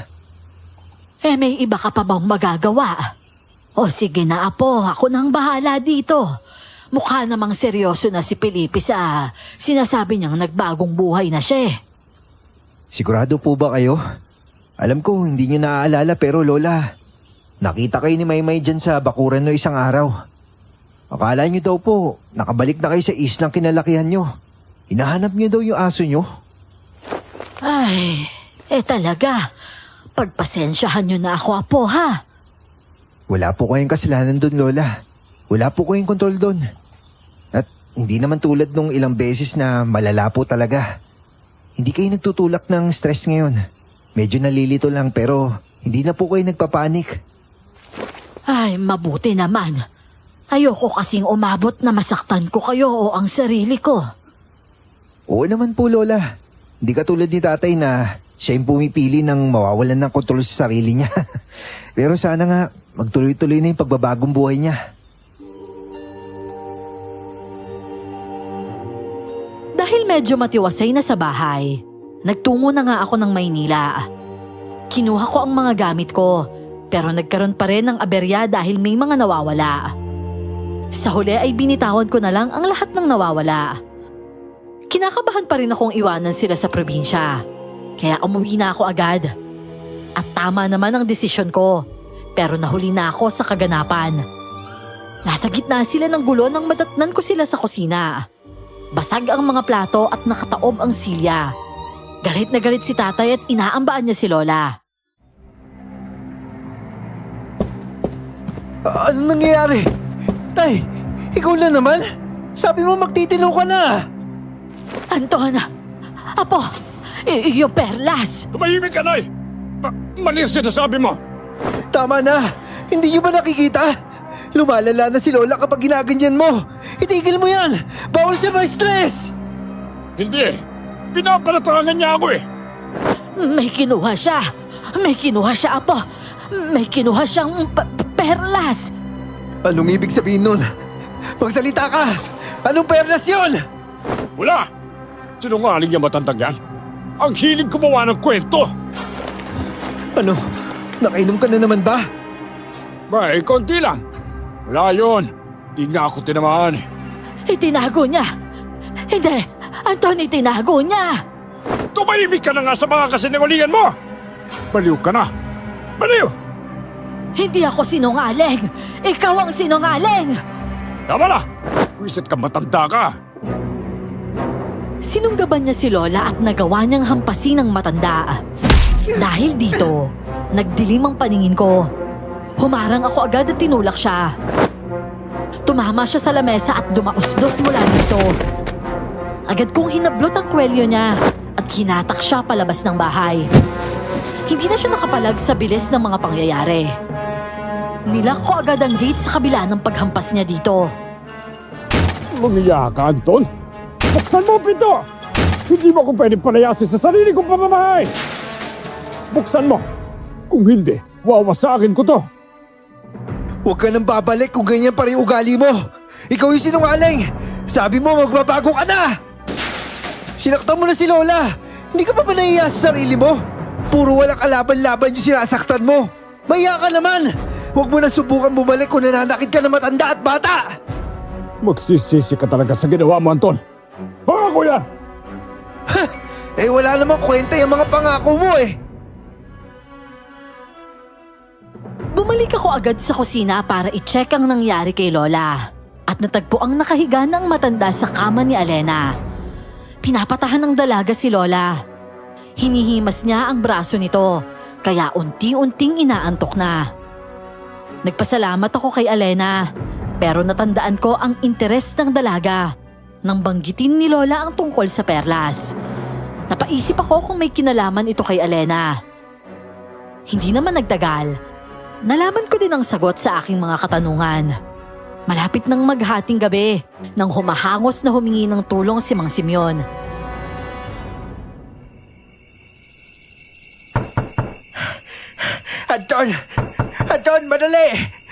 May kailangan ka malaman. Buksan mo yung pinto. Kailangan ko ng tulong mo. Mang Simeon? Diyos ko, gabi na po ah. Importante ito, Anton. Alam ko nag-aaway kayo ng tatay mo. At nagtalo di kami. Ano naman po kinalaman sa akin nun? Tungkol ito sa perlas sa sinasabi ng lola mo. Wala na tayong oras. Sumama ka na sa akin. Ituturo ko yung sinasabing perlas. Wala ko interes sa sinasabi nyo. Ano po ba yun? Pwede bang bukas na ho yan? Gabi na eh. Oh, ayan si Elena. Sasama ka ba? Tignan mo siya, sasama nga siya eh. Elena, sasama ka? Oh, di ba? Tara na. Hindi, sandali lang. Huwag mo siyang hatakin. Elena, teka lang. Sabihin mo muna kung tungkol sa... Hindi ko na nang ituloy ang sasabihin ko. Dahil nang buksan ang gate, agad na lumabas si Elena para sumama kay Mang Simeon. Sinubukan ko siyang pigilan, pero biglang humapdi ang bato ko. Huli na nang mapagtanto kong may humampas sa akin. Natumba ako. Nagising ako na lula na ng isang bangka. Katabi ko si Elena at kaharap namin si tatay at si Mang Simeon. Nakatali ang mga kamay ni Elena. Naglabas ng balisong si tatay at walang kaabog-abog na tinapat ito sa leeg ko. Ipupuntahan tayo. Sandali lang. Huwag ka nang pumalag. Kung ayaw mong malaslas ang leeg mo. Walang hiya ka talaga. Sumusobra ka na. Pakawalan mo kami dito. Wala kang karapatang magbando dito. Hindi mo ba nakikita? Wala kang laban. Wala ka talagang awa. Pati anak mo, pagbabantaan mo ang buhay. Walang anak-anak sa usapang pera, Anton. Aba, matanda ka na. Dapat alam mo na yan. Pera? Ano kinalaman nun sa ginagawa mo sa amin? Lahat! Hindi mo naiintindihan, Anton. Hindi ko talaga naiintindihan dahil sinisikreto mo. Sinungaling ka kasi ngayop ka. Alam ko may kinalaman ka sa pagkamatay ni nanay. Yan lang ba ang kaya mong gawin? Wala ka talagang kwenta. Inambaan ako ni tatay pero wala akong takot. Wala akong mapaglagyan ng galit ko sa kanya. Sa lahat ng ginawa niya. Sa pagtatraidor at kalokohan niya sa amin. Gusto ko na lang siyang saktan. Wala ka talagang kwentang tatay. Simulat sa pool, puro sarili mo na lang iniisip mo. Aba, bakit hindi? Ganun talaga ang dapat. Wala ka kasing alam sa totoong buhay. Puro sarap ang alam mo sa Maynila. Bakit ikaw? Hindi ba't puro pag-inom lang naman ang ginagawa mo dito? Kailan ka nagkaroon na maayos na pagkakakitaan? Kahit yung pangingista, hindi mo siniseryoso eh. Tapos aangal ka pa na mahirap yung buhay? Hindi ka nga kumakayod eh. Aba, pinag-aral kita. Kung makapagsalita ka. Si nanay yung nagpapaaral sa akin, hindi ikaw. Mahirap kang kumita sa probinsya. Kaya nga nandito tayo. Hindi mo ba maintindihan yon? Kailangan ko ng pera. Meron ka ng pera. Ikaw na mismo nagsabi. Nakita ko yung mga bago mong biling gamit. Hindi pa ba sapat yun? Kung ano pa gagawin mo? Gusto ko ng pera! Ano ba? Saan mo ba kami dadalhin? Ako na lang. Huwag mo na idamay sa Elena. Wala siyang kinalaman dito. Tanga ka rin, no? Hindi mo alam ang sinasabi mo. Sa totoo lang, mas kailangan namin siya kaysa sa'yo. Tandaan mo, sabit ka lang. Ano ba pinagsasabi mo? Felipe, sabihin mo na nga sa kanya. Naiirita na ako sa kakatanong yan para tumahimik na. Tumahimik si tatay at pinag-iisipan niya itong minungkahi ni Mang Simeon. Hindi nagtagal, nakarating ang bangka sa isang islang hindi ko pa napupuntahan dahil mapanganib ang mga alon dito. Mga bihasang mangingisda lamang ang nakakarating doon. Puting-puti ang buhangin at napapalibutan ng gubat ang isla. Dumaong kami. Tinapat sa akin ni tatay ang balisong pagkababa ko. Ganon din ang ginawa ni Mang Simeon kay Elena. Sige. Wala naman nang maawa sa akin sa puntong ito. Ganto kasi yan, Anton. Hindi ba mahilig kaming sumisid ni Simeon? Dito lang din yon. Malapit sa isla dito. May natagpuan kasi kaming perlas. Sa loob ng isang kuweba sa ilalim ng dagat. At maraming perlas doon. Oo, tuwang-tuwa nga kami. Binenta namin ng iba at ang natira, itinago namin ito sa islang ito. Isang kwintasyon. Nawala na. Simple lang yan. Isa sa inyo yung kumuha. Kailang naman may alam kung nasan yung nakatago Bah, hindi ako ang kumuha. Teka, ikaw ba, Simeon? Aba, ilang beses ko bang sasabihin sa'yo na hindi nga ako? O edi tanong natin sa Magindara. Sabi ko naman sa'yo Alam niya yan. Oo nga. Ilabas mo nga yung mahiwagang kwintas. Alam namin ikaw ang Magindarang nagbabantay doon. O ano? Kala mo hindi namin alam na nasa iyo? Gumaling ka. Patunay yon. Sa ginawa namin sa'yo, dapat patay ka na. Anong ginawa niyo sa kanya? Kayo nga talaga dumampot kay Alena. Tinangking niyo pa yun Wala namang iba magtataka sa kanya. Bogbog sarado sa amin yan. Ayaw kasi umamin Imposible pang ang nabuhay siya. Kaya alam ko na nasa kanya yung mahiwagang kwintas. Mga walang diya kayo. Hindi na kayo naawa sa babae. Hindi naman babae yan Aswang yan. Ginamit niyang perlas sa kwintas. Yun lang ang maaaring paliwanag kung bakit siya gumaling. Sinabi ko naman sa'yo pare, di ba? Dapat inuna natin ibenta yon. Kinailangan ko nga para gumaling ako. Alam nga naman pabayaan ko yung sarili ko. Ayan na naman tayo Una ka na naman. Akala ko ba hati kapatid? Ba, ako naman ang unang nakakita sa kuweba, hindi ba? Kung hindi ko itunulong sa'yo, masisisid mo ba? Pero ako'y nakakuha ng perlas. Parehas lang tayo may karapatan doon. O na, sige na. Magtatalo pa ba tayo hanggang dito? Basta ang importante, malaman natin kung saan itinago nitong aswang. Hoy, Elena! Pagsalita ka! Alam namin na marunong ka naman. Ituro mo! Saan mo tinago? Ayaw mo magsalita Ganito na lang. Kung ayaw mo, sasaktan namin si Anton. Dinakma na nga ako ni Mang Simeon. Matapos umiling-iling ni Alena, bigla na lang akong sinaksak ng matanda sa aking braso. Sinubukan kong manlaban pero pinigilan ako ni tatay. Yumuko si Alena. Nagsimulang bumuhos ang ulan. Hindi nagpatinag ang mga lalaki. Pinahirapan nila ako. Hindi ako nagpaawat at nagpampuno kami ni tatay. Ginasim niya. Kung ayaw niya magsalita, turuan mo ng leksyon niyang buwisit na yan. O ikaw na bala. Aminin mo! Sige pre, gusto pa yata nito ng round 2 Wag! Bawa kayo, tay! Mang Simeon! Huwag kayo sasaktan! Tumahimik ka, Anton! Kailangan namin gawin to! Tumakbo ka na, Alena! Takbo! Pero hindi lumalaban si Alena. Mistulang naghihintay lang ito. Para saan? Hindi ko din alam. Nang hatakin siya ni Mang Simeon, dito na dumampi ang mga paa niya sa tubig dagat.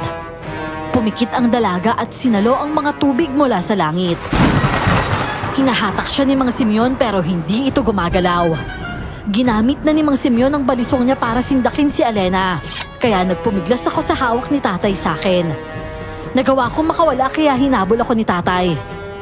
Ilang hakbang na lang at mararating ko na sila. Pero may nangyari at napahinto kaming lahat.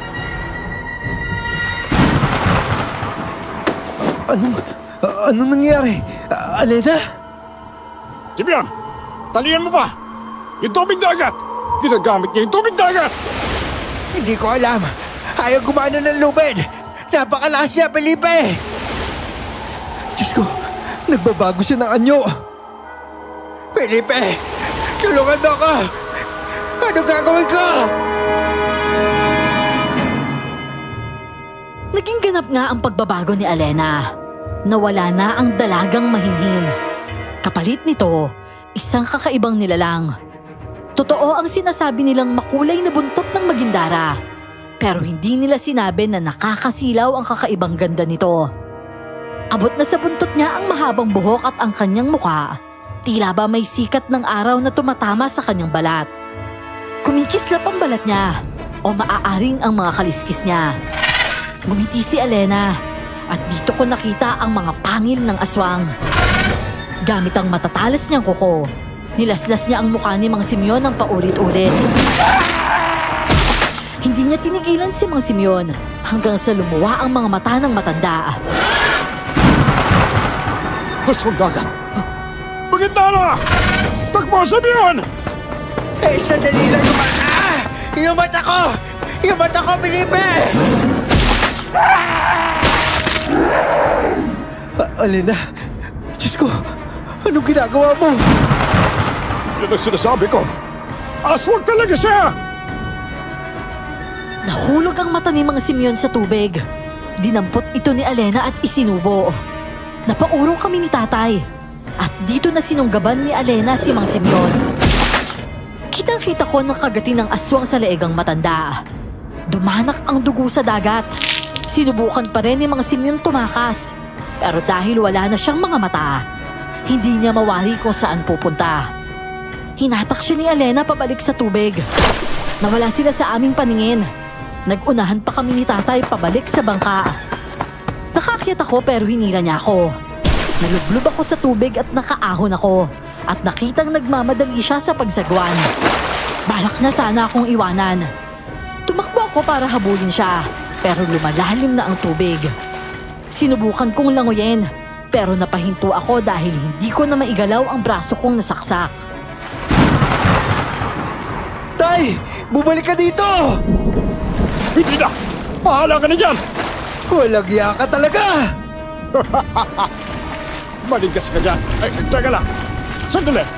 Ano nangyari? Magindara, alam kong ikaw yan. Tigilan mo yung bangka ko! Gumigewang-gewang ang bangka noon. May matinding puwersang humahampas sa isang panig nito. Kumapit ng mahigpit si tatay, pero nanganganib na tuluyang tumaob ang bangka sa pag-atake ni Elena. Tama na! Tama na! Patuharin mo na kami! Hindi ko sinasadya! Ako may kasalanan! Yung ba gusto mong marinig? Patawarin mo na ako, Elena! Tumigil ka! Wala nang maniniwala sa mga pinagsasabi mo! Hindi! Nakakaintindi ito si Elena, hindi ba? Hindi ka limaw lang. May isip ka, hindi ba? Huwag mo ako saktan. Palulungkot si Maymay kapag sinaktan mo ang tatay niya.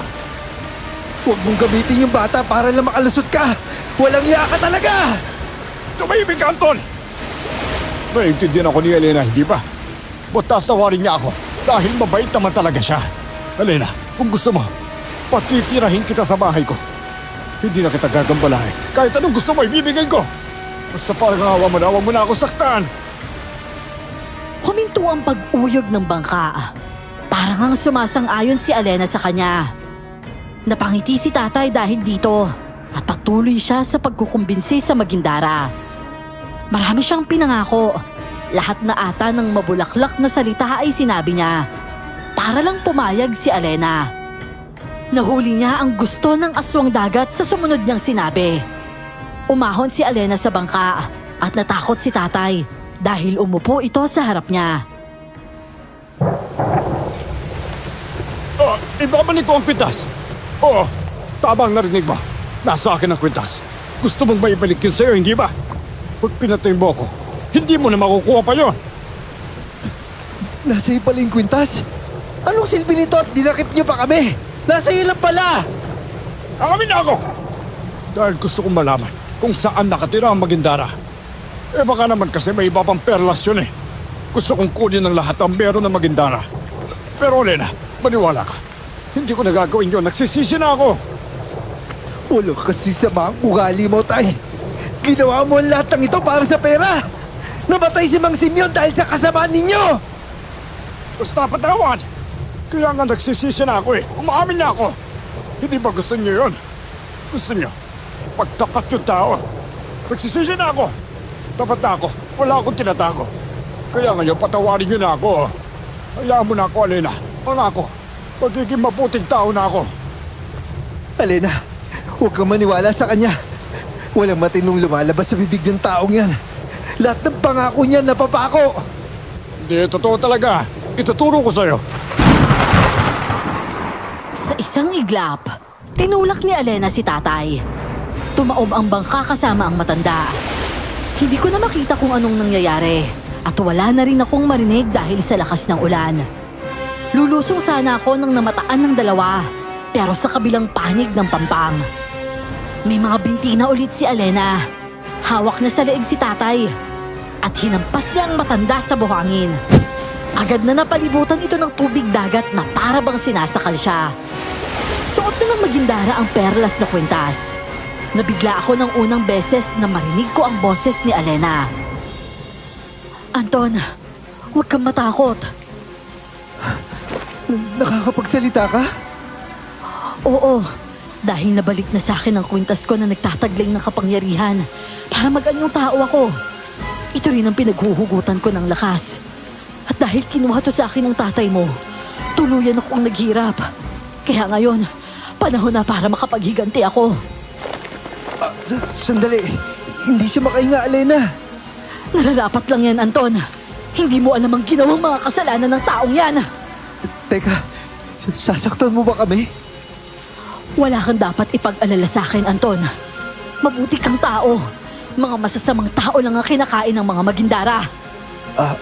Elena, maaari mo bang sabihin kung anong totoong nangyari sa nanay ko? Hindi ba't nandun ka? Wag! Hanggang ngayon, pinagtatakpan niya ang katotohanan. Gagawin niya ang lahat para itago ang ginawa niya. Pero, Elena, parang awa mo na. Ibunyag mo na yung katotohanan. Alam kong may alam ka. Tama ka, Anton. Hindi namatay ang nanay mo sa pagkalunod lang. May iba pang nangyari. Sinungaling! Matapos nilang nakawin ang mga perlas ko, hindi siya nakontento. Binalik-balikan niya ang kuweba. Dinala niya ang perlas dito sa isla. Pero narinig ko, natuklasan ng nanay mo ang ginawa niya. Nagkagulo sila at sinaktan niya ang nanay mo. Tinulak niya sa dagat ang nanay mo. Sinubukan siyang iligtas ni Maymay, pero nahulog din ang bata. Ano? Tay, ginawa mo yun? Kaya pala talagang nalunod sila dahil sa'yo. At tinulungan ko sila, Anton. Pero patawarin mo ko kung hindi ko nailigtas ang nanay mo. Sinubukan pa niyang tatay mo na lunurin silang dalawa. Pero si Maymay lang ang nasa kluluhan ko. Nahuli na ako para sa nanay mo. Dahil sa perlas, papatayin mo yung pamilya mo. Ikaw ang papatayin ko! Tumakbo ko sa kanya at ako na ang sumakal sa tatay ko. Binuhos ko lahat ng galit sa mga ginawa niya. Rumolyo ang mga mata niya at hindi na makahinga. Pero hinigpitan ko pa ang pagkakasakal sa kanya. Yun ang ganti ko para kay nanay at sa tromang binigay niya kay Maymay. Tutuluyan ko na sana siya nang may dumampi sa aking balikat. Anton, isipin mong mabuti kung anong kapalit ng paghihiganti mo. Habang buhay mo nang dadalahin ang dugo niya sa iyong mga kamay. Wala akong pakialam. Wala akong pakialam! Nananaig ang galit sa puso mo. Pero alam kong mabuti ang kalooban mo. Huwag mong hayaan na manalo ang kadiliman sa puso mo, Anton. Piliin mong gawin ang tama kahit mahirap. Para kay Maymay, alam kong hindi mo gugustuhin na malaman niya ang gagawin mo. Tatay pa rin niya yan. Dahil sa paalalang ito, dahan-dahan kong nagawang bitawan ang leeg ni tatay. Sumalampak siya sa buhangin dahil doon.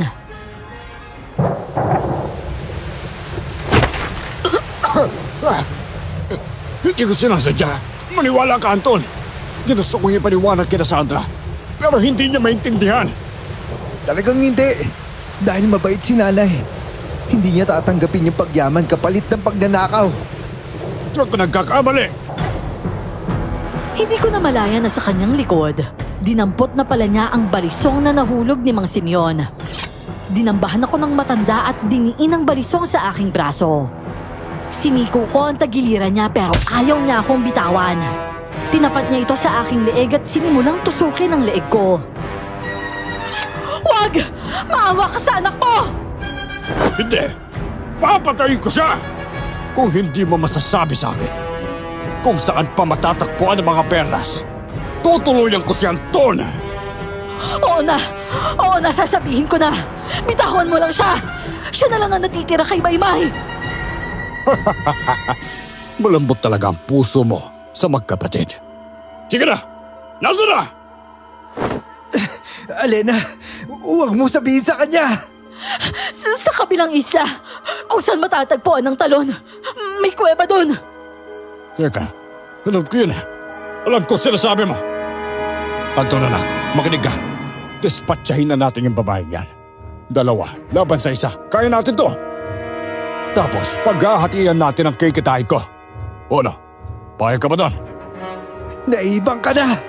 Dahil yan sa dami ng alak na nainom mo, hindi ka na nag-iisip na maayos! Sukdulan niya kasamaan mo! Sa sagot kong ito, tinulak niya ako at tumakbo papunta sa bangka. Akala niya makakataka siya, pero hindi niya alam. Hinihintay lang ni Alena ang aking pahintulot. Alena, gawin mo yung tingin mo nararapat. Tiwala ako sa'yo. Ipagiganti mo kami. Ipagiganti mo yung sarili mo. Itama mo yung mali. Salamat, Anton. Pinanood ko ang paglusong ni Alena sa karagatan. Kasabay nito ang pagbabagong anyo ng Maghindara. Humaba ang buhok niya. Tumalas ang mga kuko at lumitaw ang makulay na buntot. Natunghayan ko kung paano nagkumahog si tatay sa pagsagwan. Nang biglang may lumitaw sa ilalim ng kanyang bangka. Sinimulan niyang gibain ang bangka. Hinampas niya ng hinampas ng kanyang buntot hanggang sa nasira ang isang parte nito.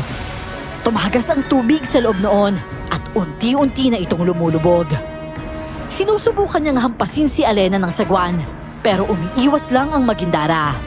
Pinaglalaroan siya ng aswang hanggang sa tuluyan ng lumubog ang bangka kasama si tatay. Nahirapan ng husto ang matanda habang nakikipaglaban.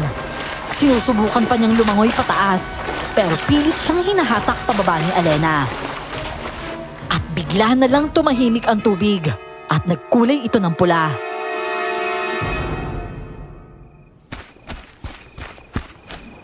Anton, apo! Mabuti naman at ligtas kayo ni Alena. Nag-alala kami ni Maymay. Kaya nga humingi na ako ng tulong kina Mang Tonyo para hanapin kayo. Mabuti na lang at pwede yung baka nilang pumalaot. Maraming salamat po, Lola. At salamat rin po, Mang Tonyo. Dahil kung hindi, maiiwan kami na matagal sa islang yun. Ano ba talagang nangyari? Nasaan na sila, Simeon? Pati ang tatay mo. Naku, Lola. Yun nga po eh. Binagyo kami. Nalunod sila tatay at Mang Simeon. Kami na lang ni Alena yung nakaahon sa isla. Mukhang kinain na po sila ng dagat. Dapat kasi hindi na nila sinubukan yung galit nito eh. Sus Mariosep, apo. Abe, napakalakas naman kasi talaga ng bagyong yon. Naniwala ang mga kapitbahay namin na nagtipon-tipon sa Pampang at sumalubong sa aming pagbabalik. Malakas naman talaga kasi ang bagyo. Nakatulong din na 2 kami ni Alena na nagsasabi kung ano ang nangyari. Nawala ang misteryo sa likod ng mahiwagang dayo nang marinig nila ang istorya ni Alena. Nagpalit din siya ng anyong tao na mas pangkaraniwan at hindi na nakakatawag ng pansin. Pagka-uwi namin, sinalubong kami agad ni Maymay. Hindi ko talaga maiwasan pero nagkaiyakan kaming lahat. Ngayon na kaming 4 na lang sa bahay. Sinabi namin ni Alena sa kanila ang katotohanan.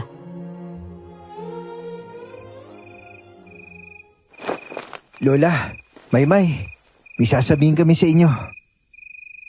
Isa po akong Maghindara. At tama ang hinala niyong lahat.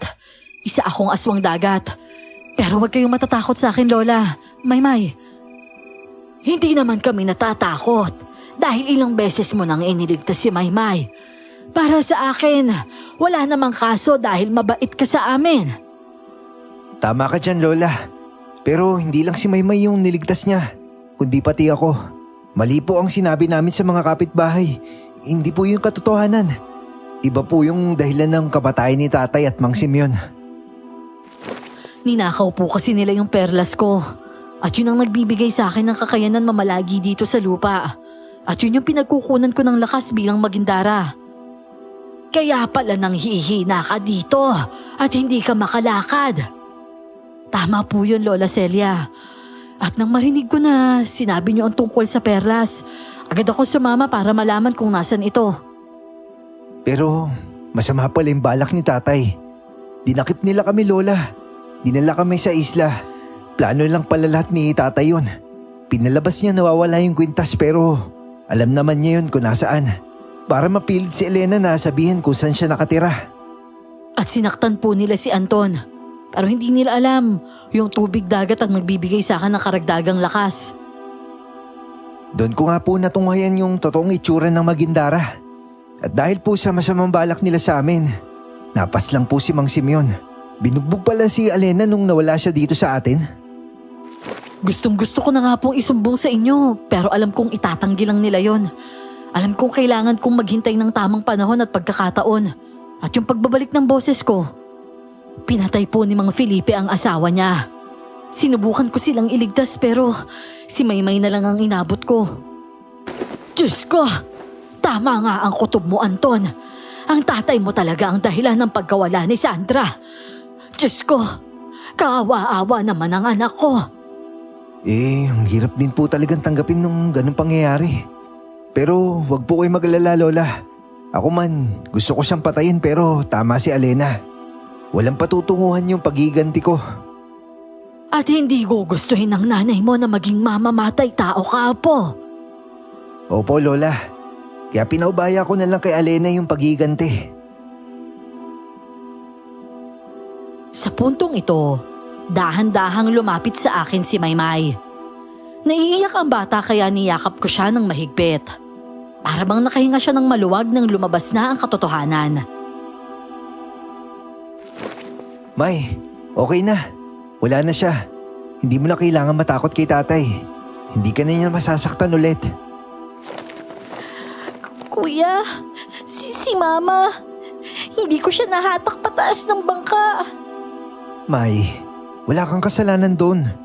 Hindi ka dapat makonsensya na ikaw yung nakaligtas. Si tatay ang lahat na may gawa nun. At sigurado ako kung papipiliin si nanay, ikaw yung liligtas niya. Gagawin ni nanay ang lahat para iligtas ka. Tandaan mo yan. Salamat, Ate Elena. Niligtas mo ko. Walang anuman, Maymay. Ako nga ang dapat magpasalamat sa inyo dahil inalagaan niyo ako dito nung nanghihina ako. Pero may utang pa kami sa'yo, Elena eh. Pero huwag ka mag-alala. Ibabalik ko lahat ng kinuha sa'yo ni tatay.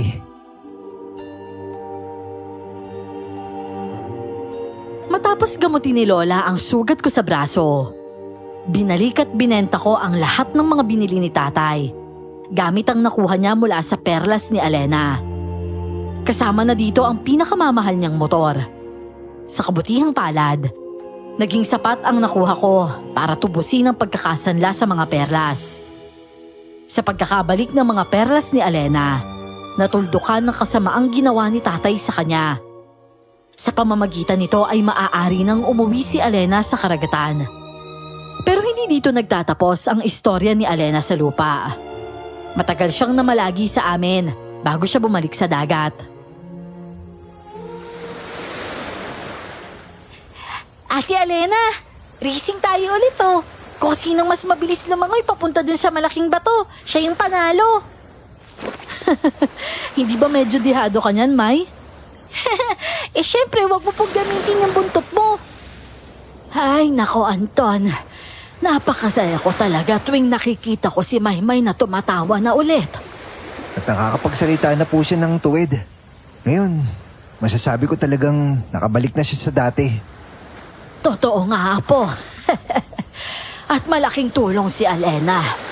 Alam mo, hindi ko mawari ha. Pero simula nang matapos na ang lahat ng pangyayari dito, para bang nakalamayan na ang loob ko. Yung presensya din ata ni Elena, nakakakalma. Parang meron tayong piraso ng dagat sa loob ng bahay. Naiintindihan ko po yung pakiramdam niyo, Lola. Napansin ko nga, halos wala kayong sumpong simula nung kumalma lahat sa bahay. Kahit ako man, natanggal niya yung lungkot ko dahil sa pagluluksa kay nanay. Ay, nako. Ay, sana nga hindi na siya umalis. Mukhang desidido na siya, Lola eh. Alam ko malulungkot din si Maymay pero galing mismo kay Elena yon. Ang puso daw niya ay nasa dagat. Doon siya nakatira kaya siguro pwede naman natin siyang ayain na bumisita palagi. Kahit saglit lang siya sa atin, malaking bagay ang panahon niya kapiling natin. Hindi lang dahil lumabas ang katotohanan kay Felipe, pero nagkaroon ng hustisya ang pagkamatay ng nanay mo. Sa huli ay bumalik na nga sa dagat si Elena.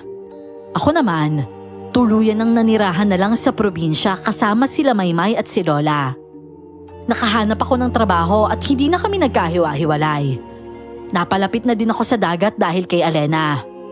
Madalas, kapag namimiss namin si nanay, pumapalaot kami. Kapag ganito, lagi kaming pinupuntahan ni Elena. Tinutulungan din niya kami na makahuli ng maraming isda. Pandagdag na rin sa kita namin. Tuwing kaarawan ni nanay, hindi namin nalilimutan ipagdiwang ang naging buhay niya. Kasama ang kaibigan naming Magindara. Nagpupunta kami sa dagat at nag-aalay ng bulaklak at kandila sa kanya.